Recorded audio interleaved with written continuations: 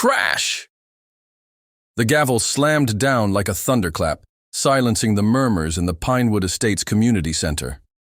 Tom Harper stood frozen, his heart pounding, as every eye in the room locked onto him.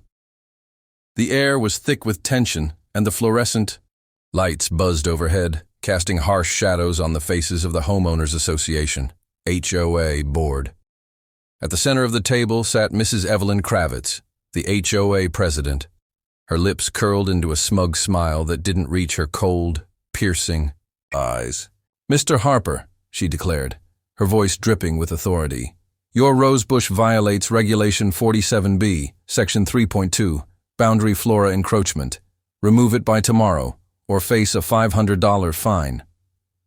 Tom, a 42-year-old mechanic with calloused hands and a quiet demeanor, felt his stomach churn. The rosebush in question wasn't just any plant. It was a vibrant red hybrid tea rose, planted in memory of his late wife, Clara.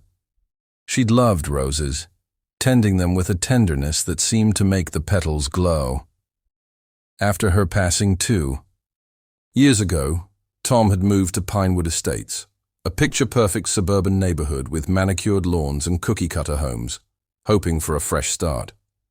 He'd planted the rosebush in his front yard, a small act of defiance against the grief that threatened to swallow him whole. Now that same bush, an inch too close to his neighbor's property line, had landed him in the crosshairs of the most powerful force in Pinewood, the HOA. To the outside world, HOAs were petty bureaucracies, fussing over fence heights or the shade of a front door's paint. But in Pinewood, the HOA was something else entirely. A shadowy empire that ruled with an iron grip. Every mailbox, every blade of grass, every whispered conversation seemed to fall under their watchful eye. Mrs. Kravitz, with her perfectly pressed blazers and a penchant for quoting bylaws like scripture, was the queen of this domain. Her board, 3 dour-faced retirees and a nervous accountant named Greg, nodded in unison, their loyalty unwavering. Tom had heard rumors about neighbors fined for leaving Christmas lights up past January 15th or parking a car with a flat tire for too long. But he never imagined he'd be the one standing here, publicly shamed over a plant. "Mrs. Kravitz?" Tom began, his voice steady despite the sweat beading on his forehead. "It's just a rose bush. It's not blocking anyone's view or causing harm. Can't we work this out?" He held up a photo of the bush, its crimson blooms vivid against the green of his lawn. The room stirred. Some neighbors shifted uncomfortably. Others avoided his gaze. Mrs. Kravitz leaned forward, her smile tightening. "Rules are rules, Mr. Harper. Pinewood thrives on order. If we let one infraction slide, the entire community suffers." Her words were smooth, rehearsed, but there was something else in her tone. A warning. Tom felt a chill. This wasn't just about the rosebush. There was something bigger at play, something the HOA didn't want him to see. As he left the meeting, the weight of 100 stairs pressed against his back. Outside, the summer air was warm, but Tom shivered.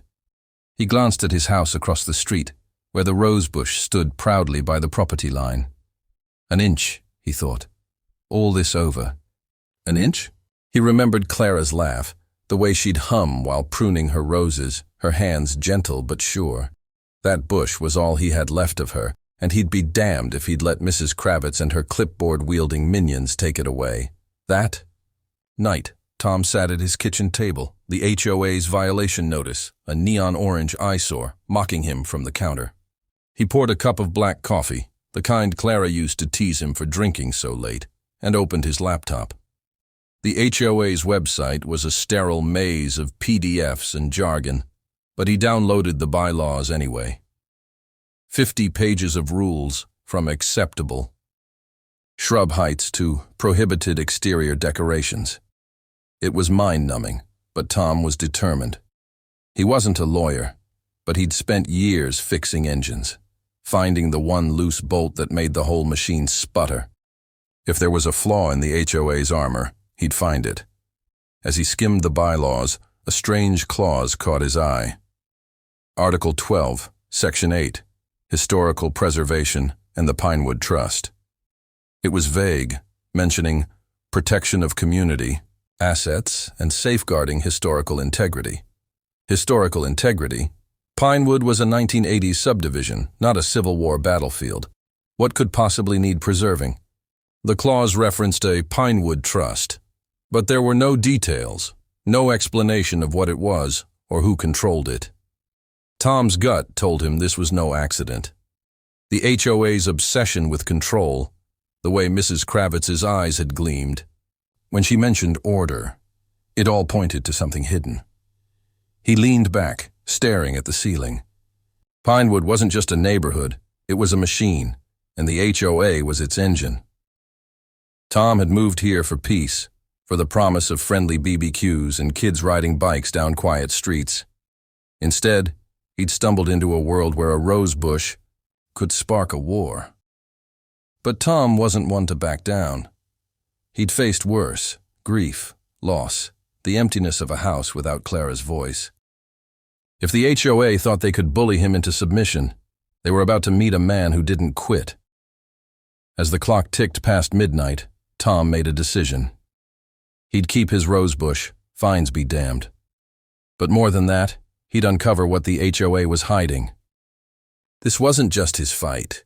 It was for every neighbor who'd ever felt the sting of a violation notice, every family cowed into silence by Mrs. Kravitz's gavel. Tom didn't know it yet, but he was about to unearth a secret that would shake Pinewood to its foundations, a secret that went far beyond a single rosebush. This was a story of power, lies, and a neighborhood built on a truth no one wanted to face. Tom Harper wasn't the type to stir the pot.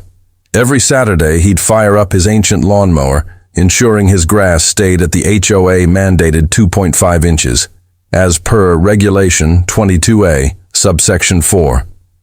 He paid his $75 monthly dues by the first of the HOA month, never a day late, and even forced a smile when Mrs. Kravitz patrolled the street, her clipboard clutched like a weapon.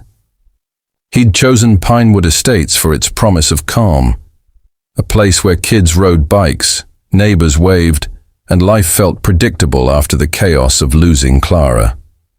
But the rosebush, that single act of planting something beautiful in her memory, had turned his quiet life into a battlefield. The morning after the HOA meeting, Tom woke to a neon-orange violation notice taped to his front door, its bold letters screaming, "Non-compliance, immediate action required." The notice cited the same regulation Mrs. Kravitz had thrown at him, 47B, boundary flora encroachment, and demanded the rose bush's removal within 24 hours or face a $500 fine, with additional penalties for each day of delay. Tom stared at the notice, his coffee growing cold in his hand. An inch. All this over an inch? He marched across the street to his neighbor, Mr. Thompson, a fidgety man with a comb-over who lived in the house next door.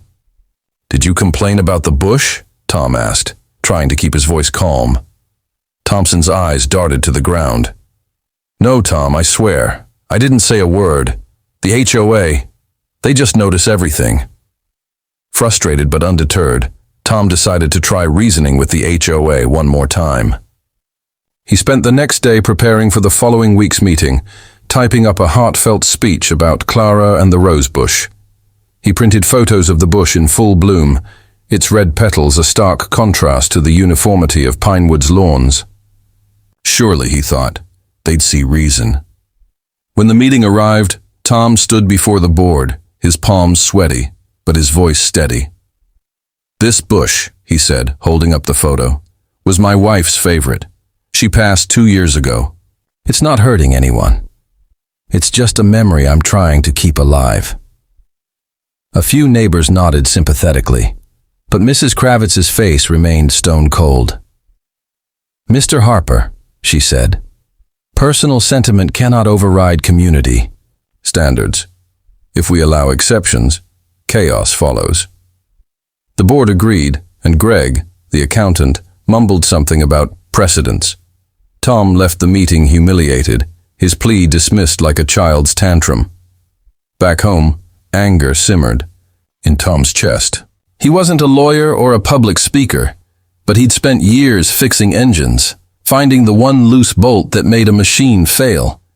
If the HOA thought they could bully him into ripping out Clara's rosebush, they were mistaken. That night, he pulled out the HOA bylaws, a 50-page document denser than a car manual. He brewed a pot of coffee, black, the way Clara used to tease him for drinking so late, and started reading. The rules were suffocating. Restrictions on fence colors, bans on basketball hoops, even limits on how many guests could park in your driveway. But buried on page 42 in fine print under Article 12, Section 8, Historical Preservation and the Pinewood Trust, Tom found something that made his heart skip. The clause was vague, mentioning protection of community assets and safeguarding historical integrity, tied to something called the Pinewood Trust. It sounded official, but what history could a 1980s subdivision have? Pinewood wasn't a historic landmark. It was a grid of cul-de-sacs and ranch-style homes. The mention of the Pinewood Trust was odd, too. There was no explanation of what it was, who ran it, or where its funds went. Tom's mechanic brain kicked into gear. This wasn't just bureaucracy. It was a clue. The HOA's obsession with control, Mrs. Kravitz's cryptic warnings about order, and the way neighbors clammed up when he mentioned the bylaws. It all pointed to something hidden. He started asking questions, cautiously at first. He chatted with Sarah, a single mom who lived next door, and had once been fined for her son's chalk drawings on the sidewalk. "They're like the secret police," she whispered, glancing nervously at her window. He approached Raj, a retired tech engineer who'd been slapped with a fine for an unapproved bird feeder. Raj shook his head. "It's not about the rules, Tom. It's about keeping us in line." Even Old Man Jenkins, the neighborhood's unofficial historian, hinted at something darker. Over a beer on Jenkins' porch, the old man leaned in, his voice low. "Pinewood's got secrets, son. This land, it's not what it seems." Tom's curiosity turned into a mission. He spent nights scouring the internet, digging through county records online, and even sneaking into the local library's microfiche archives. He found a 1960s newspaper clipping about a developer named Harold Kravitz, Mrs. Kravitz's late father-in-law, who'd built Pinewood Estates. The article mentioned controversy over the land's previous use, but details were scarce. Tom's gut told him the Pinewood Trust and this historical preservation nonsense were connected to something the HOA didn't want uncovered. The rosebush dispute was just a spark. What lay beneath was a powder keg waiting to explode. As he closed his laptop, the clock read 2 a.m. Tom glanced out his window at the rosebush, its silhouette soft under the moonlight. This wasn't just about Clara anymore. It was about every neighbor who'd been silenced, every fine that felt like a threat. Tom didn't know what he'd find, but he knew one thing. He wasn't pulling out that bush. He was going to pull the truth out of Pinewood, no matter what it cost. Tom Harper's curiosity had morphed into a full-blown obsession. The HOA's cryptic Pinewood Trust clause gnawed at him like a misfiring engine he couldn't diagnose. He wasn't a detective, just a man who fixed cars for a living, but the rosebush dispute had lit a fire in him. If the HOA thought they could bully him into ripping out Clara's memory, they'd underestimated the stubbornness of a widower with nothing left to lose. Tom was determined to uncover what the HOA was hiding, and every clue pointed to something far bigger than a property line violation. His first step was to talk to the neighbors, but Pinewood's residents were a cautious bunch.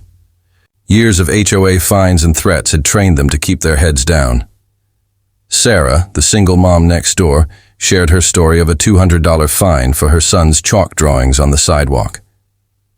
"They called it vandalism," she said, her voice low as she glanced toward her curtains. Raj, a retired tech engineer, grumbled about a $150 penalty for an unapproved bird feeder. "It's not about the rules," he muttered over coffee. "It's about power." But it was Old Man Jenkins, the neighborhood's unofficial historian, who gave Tom the first real lead. sitting on Jenkins's sagging porch, surrounded by chipped mugs and the faint smell of motor oil, Tom listened as the old man leaned in, his rheumy eyes sharp. "Pinewood wasn't always cul-de-sacs and soccer moms," Jenkins rasped. "This land's got bones, son. Old bones. The HOA? They're not just protecting lawns, they're protecting secrets." "Bones?" Tom's skin prickled. Jenkins' words echoed as he drove to the county records office the next day, a squat brick building that smelled of dust and bureaucracy. Armed with a notebook and a thermos of coffee, Tom dove into the archives, flipping through yellowed property deeds and faded newspaper clippings. Most of Pinewood's records were mundane: zoning permits, construction contracts. But one document stopped him cold: a 1963 surveyor's report mentioning an unmarked cemetery on the land where Pinewood now stood. The report was buried in a file marked "Confidential," and a handwritten note in the margin read, "Kravitz Enterprises, cleared for development." Kravitz Enterprises. Tom's pulse quickened. Mrs. Kravitz's late father-in-law, Harold Kravitz, had been the developer who built Pinewood in the 1980s, a cemetery bulldozed without a trace. It was unthinkable. Tom dug deeper, spending hours in the library's microfiche room, the hum of the machine his only companion. A 1964 article in the Pinewood Gazette hinted at a scandal. Local developer faces questions over land use. The story was vague, mentioning discrepancies in Harold Kravitz's permits, but it noted protests from a local historian who claimed the land was a burial ground for 19th century settlers, their graves unmarked and forgotten. The article ended abruptly, with a promise of further investigation that never materialized. Tom's gut churned. Had Harold Kravitz paid someone off to bury the truth along with those graves? The Pinewood Trust clause took on new meaning. Tom found a 1985 HOA charter that established the trust, supposedly to preserve community assets. But the financial trail was murky. Using Raj's tech skills, Tom accessed public records showing HOA dues, hundreds of thousands of dollars annually, funneled into an account labeled Pinewood Trust. Raj, hunched over his laptop in Tom's garage, traced the account to an offshore bank in the Caymans. "This isn't pocket change," Raj said, his eyes wide. "We're talking millions, Tom. Where's it going?" The numbers didn't add up. Pinewood's landscaping and community pool couldn't possibly cost that much. The trust wasn't preserving history. It was a front, and Mrs. Kravitz's family was at the heart of it. Tom's late-night research sessions became a ritual. He'd sit at his kitchen table, Clara's rosebush visible through the window, its petals glowing under the streetlights. He found emails, hacked by Raj from an unsecured HOA server, between Mrs. Kravitz and a lawyer named Victor Grayson. The messages were coded, mentioning land rights and keeping the past buried. One email chilled Tom to the bone. "If anyone digs too deep, the trust is exposed. Handle it." Handle it? Was the HOA threatening residents who got too curious? Tom thought of Jenkins' cryptic warnings of neighbors who'd moved away after disputes with the board. The rosebush complaint wasn't random. It was a warning to keep Tom in line. He visited Jenkins again, pressing for details. The old man hesitated, then pulled out a shoebox of faded photos. One showed a field where Pinewood now stood, dotted with crude headstones. "They were here," Jenkins whispered. "Poor folk, buried without names." Harold Kravitz didn't care. He had money, connections. The county looked the other way. Jenkins' voice cracked. "The HOA was formed to keep it quiet. That trust? It's blood money, son." Tom's hands shook as he held the photo. The cemetery was real, and the HOA's obsession with control, fines for chalk drawings, bird feeders, rose bushes, was a smokescreen to keep residents from asking questions. Tom's discovery wasn't just about the past. The offshore accounts suggested the HOA was still profiting, siphoning dues to cover up Harold Kravitz's sins. Mrs. Kravitz wasn't just a petty tyrant. She was guarding a legacy of lies. Tom knew he was in over his head, but there was no turning back. The rose, Bush had been the spark, but the truth was the fire. He had evidence, documents, photos, financial records, but exposing it would mean taking on the HOA's full wrath.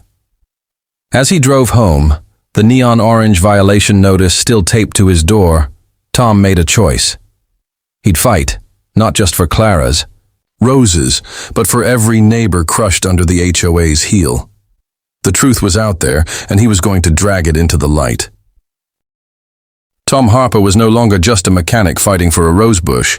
He was a man on a mission, armed with a folder of damning evidence, county records of a forgotten cemetery, financial trails to offshore accounts, and cryptic emails that painted the Pinewood Estates HOA as a house of cards built on lies.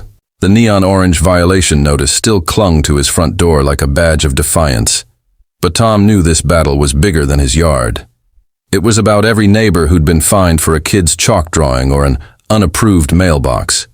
Every family cowed by Mrs. Kravitz's gavel. To win, he needed allies, and he needed to be smart. Tom started small, inviting Sarah, the single mom next door, and Raj, the retired tech engineer, to his garage under the pretense of a poker night. The garage, cluttered with tools and smelling faintly of motor oil, became their war room. Sarah, whose son had been slapped with a $200 fine for sidewalk art, was hesitant at first. "If we push back, they'll make our lives hell," she said, twisting a strand of hair nervously. Raj, however, was all in, his eyes glinting with the thrill of a challenge. "I've hacked bigger systems than the HOA's server," he said, cracking his knuckles. "Let's see what they're hiding." Tom laid out his findings: the cemetery, the Pinewood Trust, the millions in dues vanishing offshore. Sarah's jaw dropped. "They're stealing from us," she whispered. Raj nodded grimly, "and covering up a graveyard to do it." The trio became a covert task force.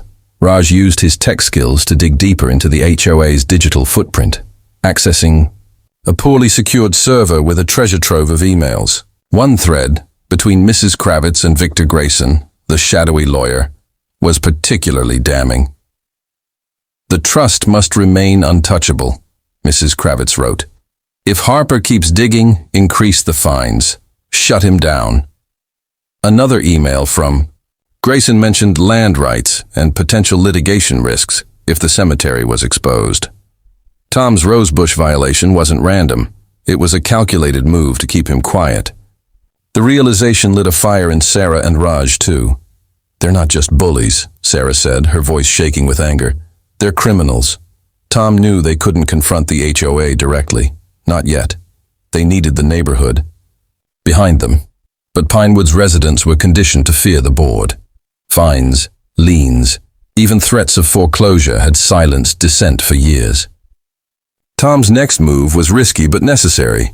He posted a thread on the neighborhood's private X group, carefully worded to avoid outright accusations. "Has anyone else been fined for something small?" he wrote, attaching a photo of his rose bush and the violation notice. "I found some strange stuff in the bylaws about a Pinewood Trust. Anyone know what it is?" He hit send, his heart pounding. Within hours, the post exploded. Neighbors shared their own stories: $300 for an unauthorized porch light, $150 for a kid's lemonade stand, $500 for a car parked improperly during a family BBQ. The thread went viral within Pinewood, with dozens of replies pouring in. "They're watching us," one neighbor wrote. "I got a fine for my dog barking once," another added. The HOA's grip was tight, but Tom's post had cracked the dam.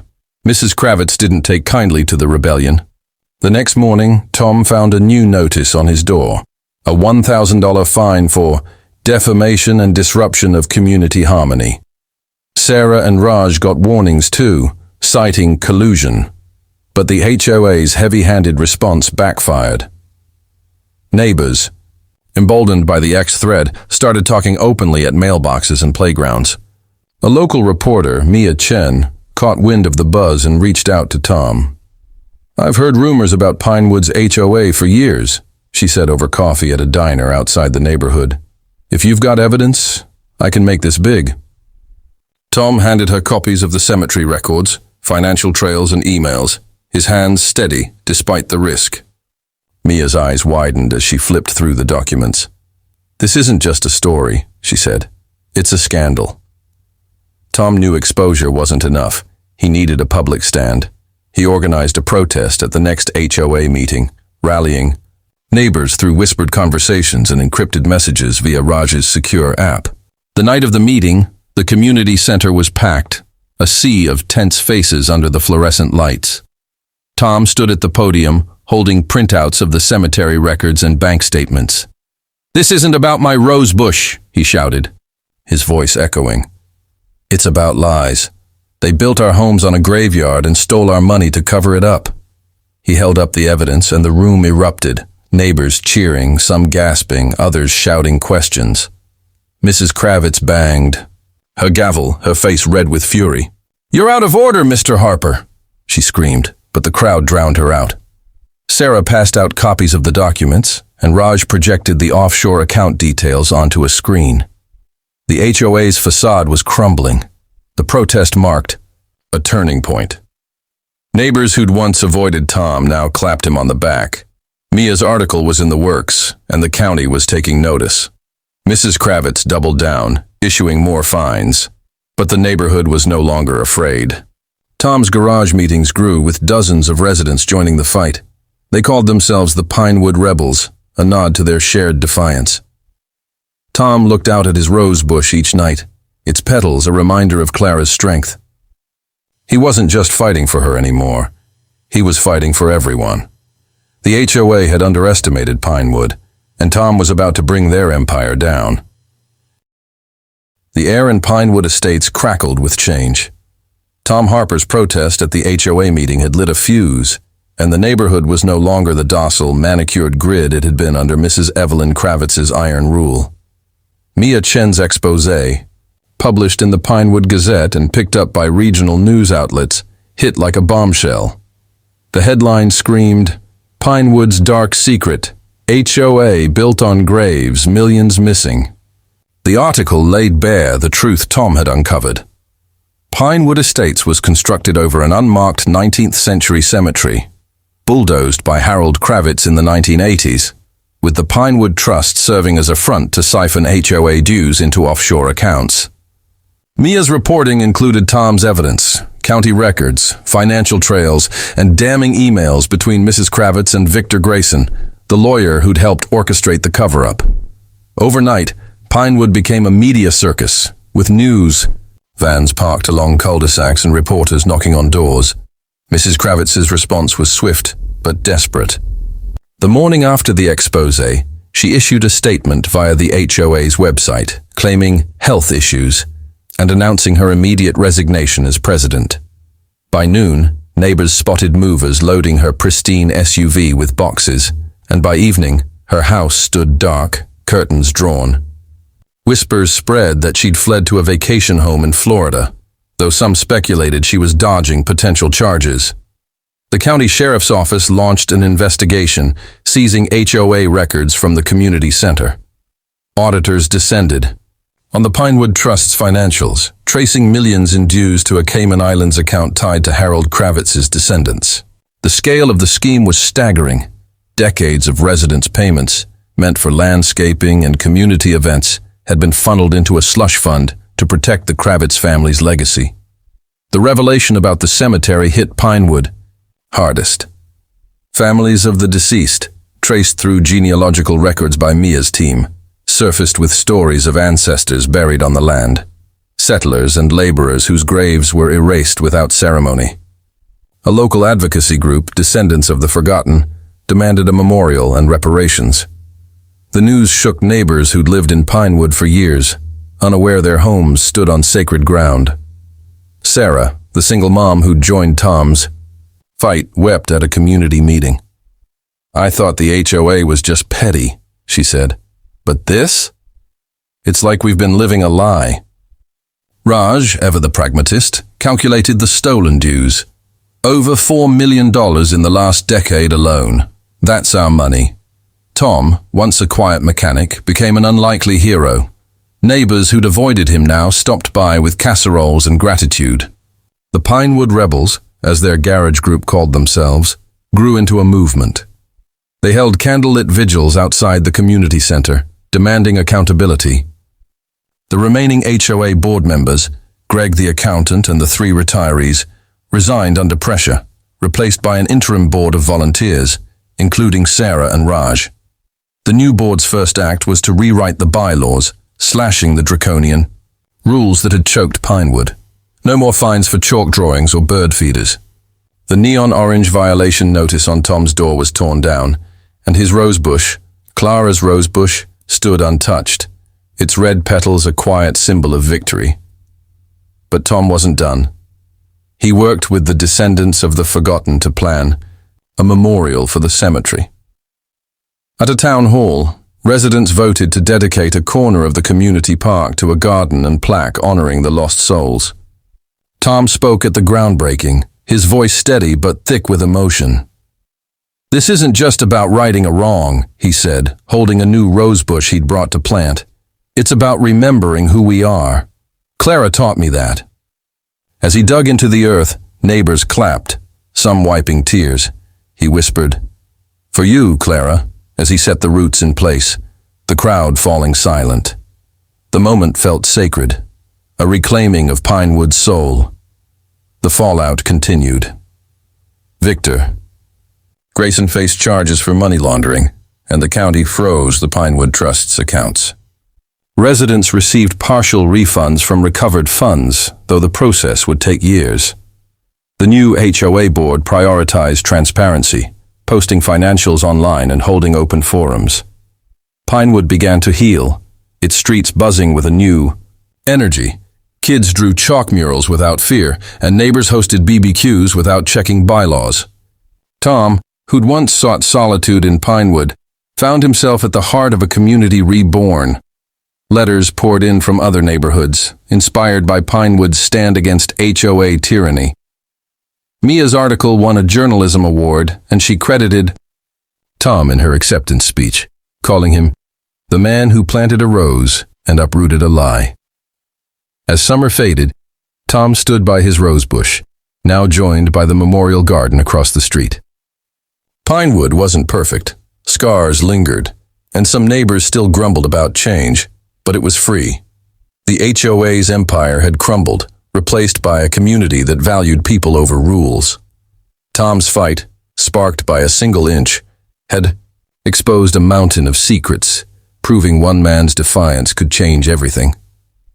He looked at the roses, their petals catching the sunset, and smiled. Clara would have loved this.